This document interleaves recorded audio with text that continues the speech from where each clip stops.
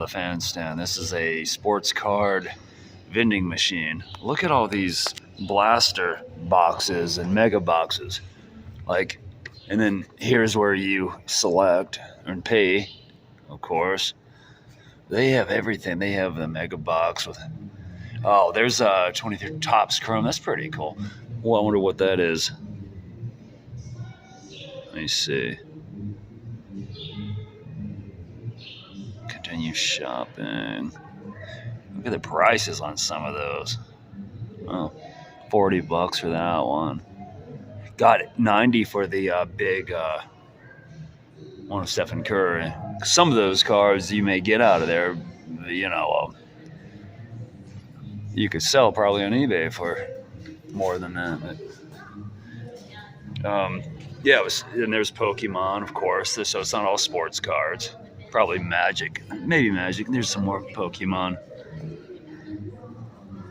I'd admit that'd be kind of cool to find a Pokemon that's actually in Japanese. Like it seems like the ones here in America that you buy at the store, I only see them in English.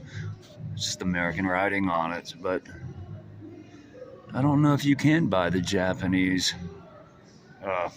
Pokemon or not. Just don't know. But yeah, some of those are a little cheaper, a little more affordable. But so that one's $69.99, I believe.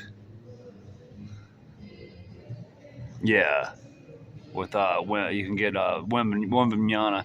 Anytime you get him, that guy's like 7'4", man. He's supposed to be like the next big thing in the NBA. He's from France, but yeah, that guy's huge. But his cards go for pretty good money if you get the right one.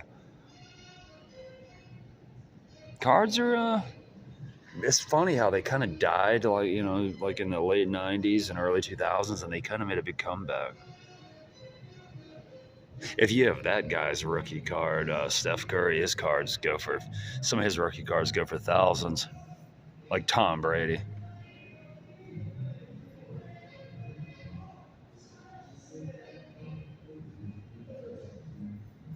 Yep, that's it though.